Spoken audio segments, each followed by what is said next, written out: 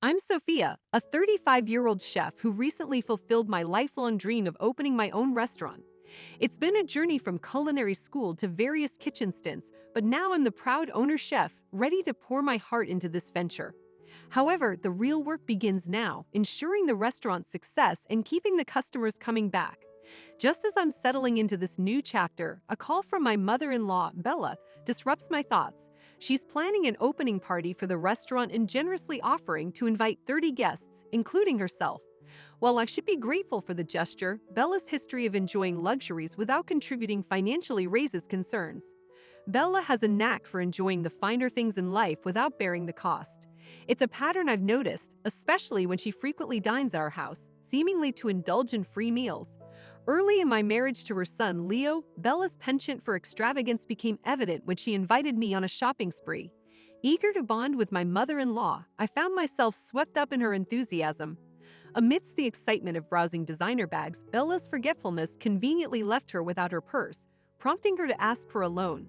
Though hesitant, her persistence and the fear of missing out on the coveted purchase led me to reluctantly foot the bill for a $500 bag. After footing the bill for Bella's shopping spree and subsequent lunch, I found myself out of pocket with no reimbursement in sight.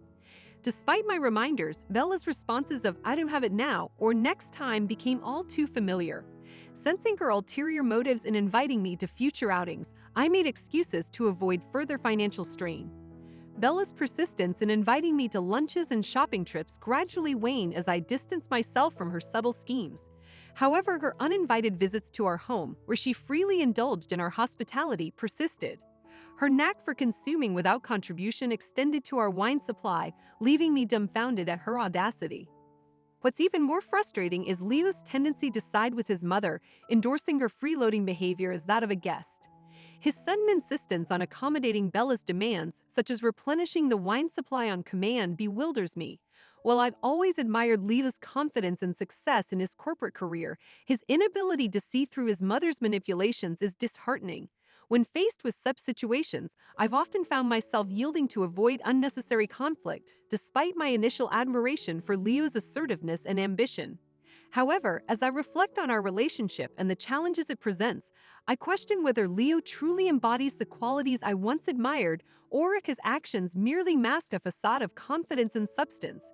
I couldn't help but notice Leo's tendency to be somewhat unreasonable at times, but I chalked it up to the behavior of a driven, successful man carving out his path. As our relationship progressed from dating to marriage, Leo's complaints about his job became a frequent topic of conversation at home. He often lamented about not being recognized for his true talents and blamed his boss for his woes. Initially, I found it difficult to sympathize with his grievances, considering them unjustified. However, about 6 months before I launched my restaurant, Leo abruptly quit his job, citing his dissatisfaction with the lack of appreciation for his abilities. Despite my lack of corporate experience, I chose to trust him and hoped he would find a better opportunity elsewhere.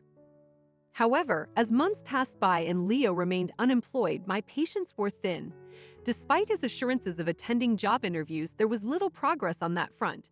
With my focus consumed by the preparations for my restaurant's grand opening, I could only wonder if Leo was even making an effort to secure a new job. Meanwhile, Bella's arrival at the restaurant with a large group of friends for the opening party added to my frustration. Leo's unexpected presence among the guests only exacerbated the situation. While I was more than willing to provide excellent service and food to Bella and her friends, I couldn't shake the feeling that her gratitude might be linked to an expectation of freebies, which was particularly irksome given the expensive nature of the dinner reservation. As the evening progresses, the weight of serving a dinner for 30 begins to settle on my shoulders. Despite my nerves, I ensure that each dish is served flawlessly. The compliments from guests about the delicious food and the ambience of the restaurant bring a sense of satisfaction, yet Bella's entitled attitude grates on my nerves. As I attend to another table, I overhear an incredulous remark from one of Bella's companions. "Are we really allowed to eat all of these for free?" My blood boils at the audacity of the statement. Bella, seizing the opportunity to assert her authority, asserts that since her son's wife runs the place, they are entitled to indulge without consequence. I can't let this slide. With determination, I approach Bella's table, intent on setting the record straight. "Bella, I'm not serving this food for free. I assert firmly. But to my dismay, Leo not only supports his mother's stance but also chastises me for attempting to embarrass her. Feeling a surge of frustration, I remind Leo of his debt to me, a contribution that helped kickstart the restaurant. However, my plea falls on deaf ears as Bella dismisses my concerns and orders me back to the kitchen. Despite the tension, Bella reassures her friends, assuring them that there's no issue and subtly implying that they're in on the scheme. As I retreat to the kitchen, the weight of the situation weighs heavily on me. It's clear that asserting my boundaries will not be easy in the face of familial pressure and entitlement. As dessert is served, the atmosphere seems pleasant, with guests expressing their satisfaction with the meal. However, when the bill is presented, totaling $2,700, shock ripples through the table, including Bella and her companions. "You said we wouldn't have to pay today," Bella protests, her tone laced with indignation. But I stand firm, refusing to yield to her entitled demands. Reserving the entire restaurant and expecting a free meal for 30 people is unreasonable. I retort, "You'll be paying every cent." Bella's attempt to shift blame onto me only serves to exacerbate the situation. I'm taken aback when Susan, one of Bella's friends, questions Leo's employment status, contradicting Bella's previous claims about his prestigious job.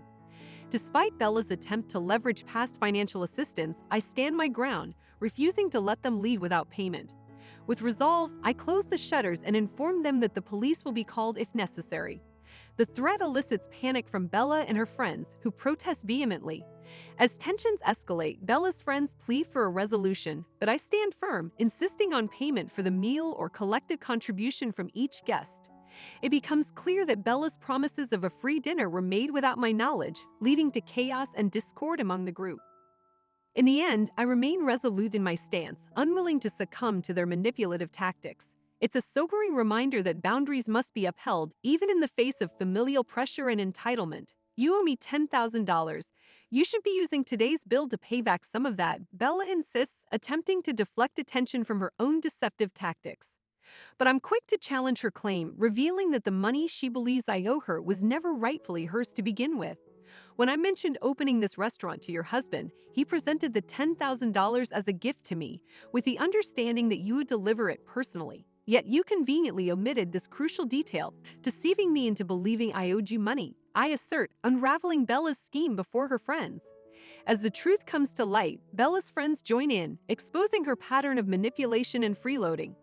Each one recounts instances where Bella had coerced them into covering her expenses under false pretenses, further discrediting her claims of innocence. Desperate to avoid further embarrassment, Bella pleads for leniency, promising to settle the debt later. But I remain steadfast, insisting on immediate payment or involvement of her husband or the authorities. Reluctantly, Bella agrees to contact her husband, acknowledging the consequences of her actions. In a matter of minutes, her husband arrives, and the situation is finally brought to a close, with Bella held accountable for her actions and the outstanding debt. "What on earth are you doing?" Bella's husband's voice breaks the tension, offering an apology on behalf of his wife's behavior. With a heavy sigh, he settles the bill, expressing remorse for the debacle. I assure him that there's no need for apologies, accepting the payment graciously. As Bella's friends depart, expressing their gratitude for the delicious food, I bid them farewell, hoping they'll return another time. But the lingering presence of my in-laws and husband dampens the mood. My father-in-law pleads for forgiveness. I've reached my limit. I confront them about their ongoing financial exploitation, demanding repayment for the money they've taken from me. My husband's unemployment and misuse of opportunities further escalate the situation, leaving me to make a drastic decision. I want a divorce. Despite his protests, I stand firm, unwilling to tolerate further reliance on my income. After parting ways with my husband, I find solace in a new relationship and eventually start a family. Despite the challenges I face, I continue to manage my restaurant, finding happiness in my new life. Reflecting on the ordeal with my mother-in-law, I can't help but wonder what goes on inside her mind. Nonetheless, I'm grateful for the support I've received and look forward to the future, determined to succeed in both my personal and professional endeavors.